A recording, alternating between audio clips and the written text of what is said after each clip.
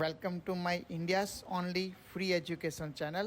Kindly subscribe, like and share to the needed one. Now we see the varicose vein patient. Varicose vein no patient છે આજે આપણે જોઈ રહ્યા છે. એ પેશન્ટની બધી જે નર્વ્સમાં જે વેરિકોઝ વેન વધી ગઈ છે, કઈ જગ્યાએ છે, કેવી દેખાય વેરિકોઝ વેન્સ, એ આજે આપણે પેશન્ટ ઉપર લાઈવ જોઈશું. પછી એની એક્સરસાઇઝ પણ પ્લાન કરી છે, એ પણ આપણે જોઈશું કે અલગ અલગ પોઝિશનમાં કેવી રીતે એક્સરસાઇઝ કરવાની છે, જીમ બોલ સાથે, વિધાઉટ જીમ બોલ, વિથ સ્મોલ બોલ, એ બધી એક્સરસાઇઝ પણ આપણે પાછળથી જોઈશું. તો આજે આપણે જોઈએ છે વેરિકોઝ વેનનું પેશન્ટ, એને આપણે પ્રેક્ટિકલી ઓબ્ઝર્વ કરીએ છીએ. હવે આપણે અહીંયા જોઈ શકીએ કે પેશન્ટને બાયલેટરલ લેગમાં વેરિકોઝ વેન છે. લેફ્ટ સાઈડના ફૂટમાં તમે બધી જોઈ શકો છો એની વેન. એમાં કેવો ટાઈપનું તમને કરોડિયાના જાડા જેવું આમ દેખાય. ઓકે, બધી ટોર્ટોઇસ થઈ ગઈ છે વેન, કૂચડા જેવું તમને દેખાય નોર્મલી. અને આવું તમને ગ્રીન કલરના ધાબા પડી ગયા દેખાય. અસાબે આખું ક્રોનિક સ્ટેજમાં આવું થઈ જાય અને ઓર લેટર સ્ટેજમાં જાઓ તો આખું પગ કાળો પણ થઈ શકે. આ બધી તમને આવી ગ્રીન થઈ ગઈ વેન દેખાય. આ કહેવાય વેરિકોઝ વેન્સ. જો કોઈને બી આવી શરૂઆત થઈ ગઈ હોય તો તમે અત્યારથી જ એને એક્સરસાઇઝ કરીને આને રોકી શકો. બંને પગમાં તમે આ જોઈ શકો છો, આના પંજામાં પણ જોઈ શકો છો કેવા ટાઈપની તમને વેન્સ, ટોર્ટોઇસ વેન દેખાય છે પંજામાં. સેમ એજ વેન્સ અહીંયાથી ઉપર કન્ટિન્યુ રહે છે. આ તમે અહીંયા આખું એન્કલથી જોઈ શકો છો કે આ this is called varicose vans. અને આખું તમે અહીંયા ગ્રીનિશ જોઈ શકે છે. આ બધી રેડ થઈ ગઈ છે. ટોર્ટોઇસિટી તમે જોઈ શકો છો. કરોડિયાના ગુચ્છા જેવું દેખાય, જાડા જેવું દેખાય તમને. This are varicose vans.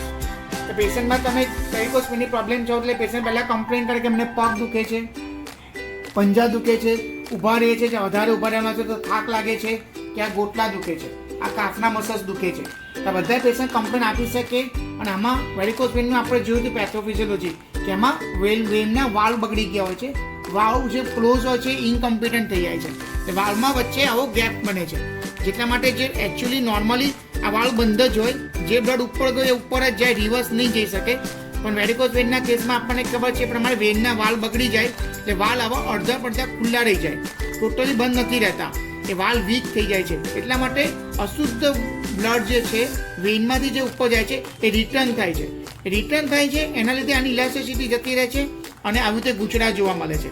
અને જેના લીધે બધું અશુદ્ધ બ્લડ અહીંયા પગમાં ભેગું થાય, જે પેશન્ટને પેઇન કરે અને આવું કલર ચેન્જીસ બતાવે. અને આવી રીતે વેન્સ તમને આવી ટોર્ટોઇસિટી જેવી જોવા મળે, ગૂંચડા જેવી જોવા મળે. એ તમને પિક્ચરમાં પગનું પેઇન છે, પંજાનું પેઇન છે, ઊભા રહેવાનું, લાંબા ઊભા રહેવાથી દુખાવો વધે, ગોટલા ભરાઈ જાય કે આખો પગમાં પેઇન ચાલુ થઈ જાય. આ બધા સિમ્ટમ્સ તમને વેરિકોઝ વેનના પેશન્ટમાં ધીરે ધીરે જોવા મળે. તેને અટકવા માટેની એક જ રસ્તો છે કે મેડિસિન ચાલુ કરો, સ્ટોકિંગ પહેરવાના ચાલુ કરો, અને સેકન્ડ છે તમે ફિઝિયોથેરાપી એક્સરસાઇઝીસ કરો, જેનાથી તમે આ બધી વેનને ટ્રેન કરીને તમે આ પ્રોબ્લેમ આગળ વધતો અટકાવી શકો. તો આવા પ્રોબ્લેમવાળા પેશન્ટ્સમાં ફિઝિયોથેરાપી બહુ સારું વર્ક કરે છે. જો પ્રોપર ફિઝિયોથેરાપી પ્રોપર સ્ટેજમાં ચાલુ કરવામાં આવે તો તમને આ પ્રોબ્લેમને આગળ વધતો અટકાવી શકો. અને આગળ જાણવામાં કરવામાં આવતી સર્જરીઝ હોય છે, જે લેઝર સર્જરી હોય છે, અને પ્રકારની બીજી ઘણી વેન સર્જરીઝ પણ હોય છે, વાલ્વ્યુલર સર્જરી હોય છે, એ બધાની તમે છુટકારો મેળવી શકો. આનું વહેલું ડાયગ્નોઝ કરીને, વહેલું ઇન્ટરપ્રિટ કરીને એને એક્સરસાઇઝ ચાલુ કરી દો, તો જેથી આ પ્રોબ્લેમ આગળ વધતો આપણે અટકાવી શકીએ. Physiotherapy works a wonder in this cases. So હવે આગળના ખાસ ફિઝિયોથેરાપી એક્સરસાઇઝના વિડીયો તમે જોજો અને એને ફોલો કરજો. હેલ્ધી પર્સન બી જેને વેરિકોઝ વેન નથી પણ જેને ઊભા રહેવાની જોબ છે, લાંબુ એક જ જગ્યાએ ટેબલ પર બેસી રહેવાની જોબ છે, જેમાં આપણા પગ વધારે ટાઈમ લટકતા રહે છે, તે બધાને આ ફીચરમાં વેરિકોઝ વેન આવવાના ચાન્સીસ ખરા. તો એ લોકો પણ એક્સરસાઇઝ અત્યારથી કરશો તો તમે આગળ બતાવેલી એક્સરસાઇઝ, તો તમે આગળથી આ પ્રોબ્લેમને અત્યારથી અટકાવી શકશો. તો જેને નથી એ પણ કરી શકે, અને જેને છે એને તો જરૂરથી કરવી જોઈએ, જેથી આગળનો પ્રોબ્લેમ આપણે અટકાવી શકીએ અને સર્જરીથી દૂર રહી શકીએ. સો આગળનો નેક્સ્ટ એપિસોડ આપણે જોઈશું, જેમાં બધી એક્સરસાઇઝ એક્સપ્લેન કરશું. Thank you very much. Thank you for watching. Please give your comments and feedback. Stay tuned for more upcoming new videos.